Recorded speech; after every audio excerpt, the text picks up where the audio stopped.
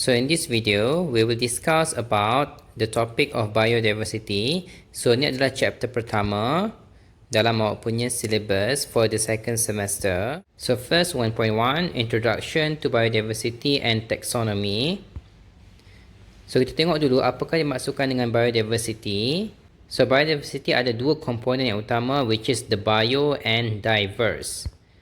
So bio refers to the living. Maksudnya apa-apa yang hidup, so itu adalah bio.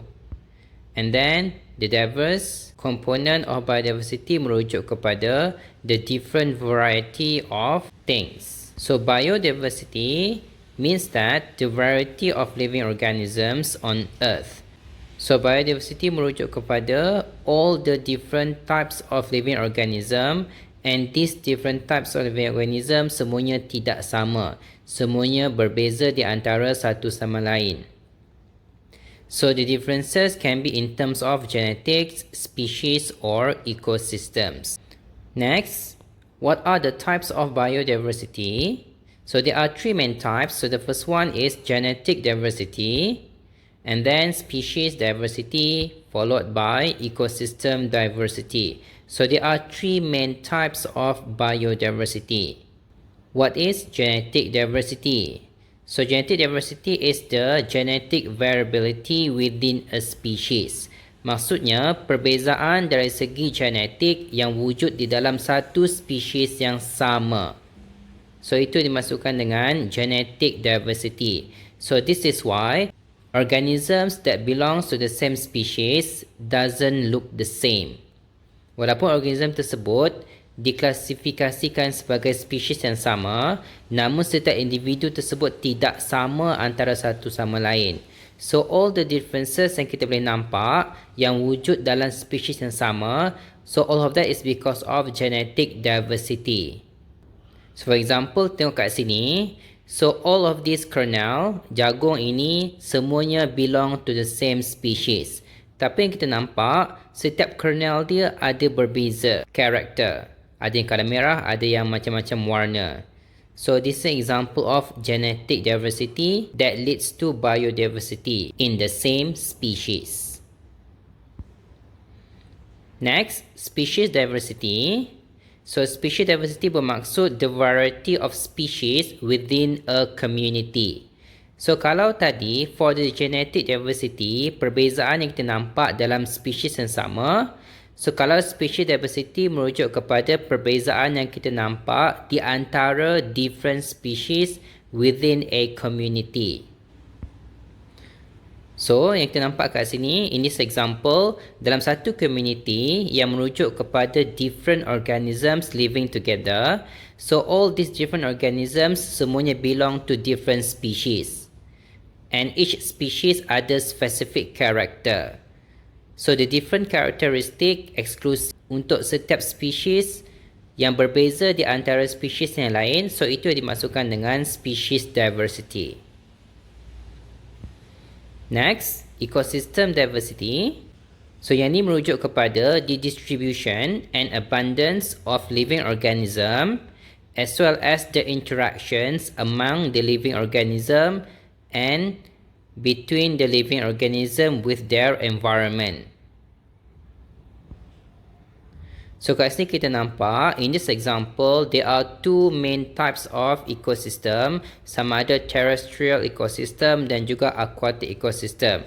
So within each of the ecosystem yang kita nampak, akan ada specific character yang membezakan satu ecosystem tu dengan another ecosystem. So means that different ecosystem has specific character that define that particular ecosystem. So setiap ecosystem tu takkan sama dia punya character. So itu untuk the different types of biodiversity. Next, explain the biological classification and nomenclature based on the Linnaean system. So untuk subtopik ini, idea dia adalah yang tadi kita dah tengok. So ada banyak sangat perbezaan yang wujud di kalangan living organisms on earth. Because of the wide range of different organisms, that's why we need a classification system to organize or to identify the different types of organisms. So first, what is classification? So classification refers to the division or category in a system which divides things into groups or types. So kenapa perlunya ada the concept of classification? So basically to make it easier to identify, to locate, to place things and to organize. For example, foods. Dekat dunia ni ada pelbagai jenis makanan. So oleh kerana ada pelbagai jenis makanan, we need a systematic classification system to organize, to identify, to locate, to categorize all the different types of foods. So salah satu method of classification yang kita guna untuk identify food adalah based on dia punya nutrient content. For example, we have carbohydrates, we have proteins, we have fats, we have fiber, and then we also have minerals. So kasi kita nampak the different types of foods yang banyak sangat tu kita boleh categorize into different groups based on a specific character. So in this case, karakteristik yang saya pilih untuk categorize foods adalah based on dia punya nutrient. So this is an example of process of classifying things into different category based on specific character. So samalah macam biological classification. So konsepnya adalah kita nak definekan setiap organism yang wujud dalam dunia ni into different groups supaya senang untuk kita categorize, senang untuk kita bagi nama, senang untuk kita identify organism tersebut. So the concept of biological classification, so dalam biologi kita panggil sebagai taxonomy. So what is taxonomy? So it's the science of classifying organisms into proper categories based on shared characteristic. Maksudnya kita akan groupkan different organisms dalam satu kumpulan yang sama berdasarkan karakter-karakter yang mereka ada. So why is it important? Samalah macam tadi. To make it easier to understand the present diversity as well as past evolution of life on Earth. Next, Linnean classification system. So one of the earliest method of biological classification adalah Linnean classification system. So in Linnean classification system, organisms are grouped into hierarchy. Hierarchy tu maksudnya grouping mengikut strata, mengikut level, macam tangga. So each of the hierarchy, each of the level is known as taxa ataupun singularnya adalah taxon. So in Linnean classification system, the classification starts with kingdom, which is the largest and most inclusive grouping, and then move to species, which is the smallest and most exclusive grouping. So generally kita boleh anggap kingdom tu adalah grouping yang paling general, and then dia akan move sampai ke tahap species, iaitu grouping yang paling spesifik ataupun paling eksklusif. So this is the Linnean classification system, iaitu ada 8 tier, ada 8 level starting from kingdom yang paling general, followed by phylum, and then class. Next is order, family, genus, and the most specific adalah species. So ada 8 tier, ada 8 level in the hierarchy classification system.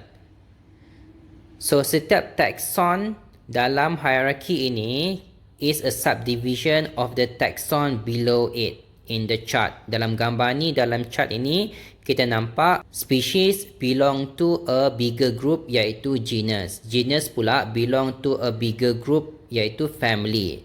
So itu dimasukkan dengan subdivision. So species adalah subdivision kepada genus. Genus pula adalah subdivision kepada family. So semakin kita move up the chart from species towards the kingdom, kita akan reduce in specificity in terms of dia punya character. So species is the most specific, kingdom adalah yang the least specific groups when we try to classify the organism into each of the taxa. So this is the Linnean classification system. Next, binomial nomenclature. So binomial nomenclature is basically a method of naming species using two-word Latin name. Iaitu kita just sebut dua komponen sahaja daripada 8 komponen of the Linnean classification system. Iaitu kita just guna dia punya genus dan juga species name. For example, kalau human, dia punya binomial nomenclature adalah Homo sapien. So Homo merujuk kepada dia punya genus, sapien pula merujuk kepada species. So to name a species, kita tak boleh simply cakap species saja. For example, sapien saja, tak boleh. Kita kena mention dia punya genus juga. So always use binomial nomenclature, iaitu kena sebut dia punya genus dan dia punya species. Walaupun soalan tu just simply cakap name the species. Next, selain daripada Linnean classification system, ada satu lagi classification system iaitu by Carl Woese yang dipanggil sebagai three domain system. So what is three domain system? So it's a taxon that is larger and more inclusive than the kingdom. So maksudnya three domain system is basically another type of classification system that create a taxon, satu lagi taxon yang lebih general in comparison to kingdom yang suggested by Linnean system tadi. So kenapa Carl Woese suggest untuk tambah satu lagi taxon adalah sebab based on information yang didapat daripada ribosomal RNA. So based on this information, ribosomal RNA, Carl Woese dapati organisms can be divided into three larger groups, iaitu bacteria, archaea dan juga eukarya. And these three groups dia namakan sebagai domains. So ini adalah the three domain system proposed by Carl Woese in 1977. So bacteria, archaea, eukarya. So the three domain system dia tak cancel out ataupun dia tak bercanggah dengan Linnean classification system. Dia cuma tambah satu tier lagi, satu taxon lagi di atas taxa kingdom of the Linnean classification system. 1.2 domain bacteria and domain archaea. So first, state the two domains of prokaryotes. So sebelum ni kita dah belajar pasal prokaryotes ataupun prokaryotic cell. Prokaryotes ataupun prokaryotic cell sebenarnya includes both domain bacteria and domain archaea. Kenapa? Sebab both bacteria and archaea are also unicellular organisms and they are without true nucleus as well as having no membrane-bound organelles. So tiga karakter ini kita jumpa dekat bacteria dan juga archaea. This is why both of these domains can also be classified as prokaryotes. So there are two examples of organisms untuk setiap domain ni yang kena hafal. So for bacteria adalah E. coli and then for archaea adalah Sulfolobus species. Next, describe the diversity of bacteria mainly based on the cell shape. So in terms of cell shape, there are three main shape of bacteria. So the first one is cocci, second one is bacilli, the third one is spirilla. So cocci itu plural, coccus is singular. Coccus ataupun cocci basically means a spherical shape. Bacillus or bacilli maksudnya rod shape, and then spirillum or spirilla maksudnya spiral shape. So ada tiga basic shape of bacteria. Ingat, this is just the basic shape. Sebenarnya ada banyak lagi shape of bacteria.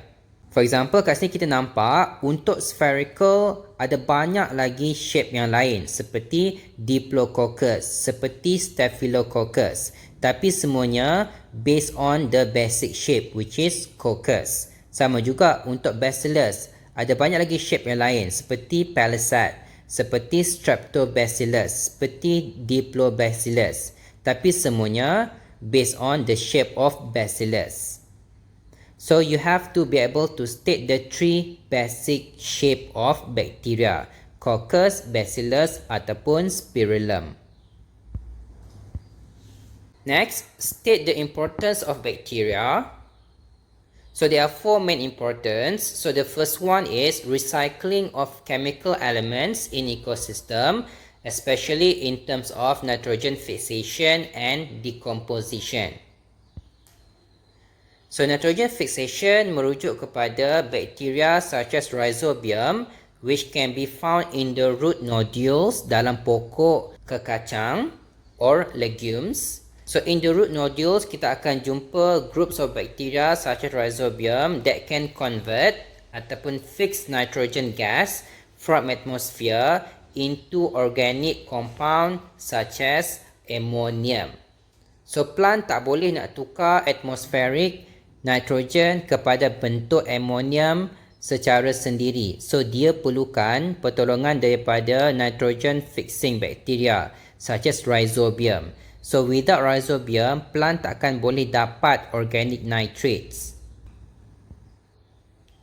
Next is the role of bacteria in decomposition. One of the important role of bacteria adalah as a decomposer. So bacteria akan break down dead organisms into other organic matter yang akan dissolve di dalam soil. So organic matter tersebut boleh diabsorb by plant so that the plant can grow.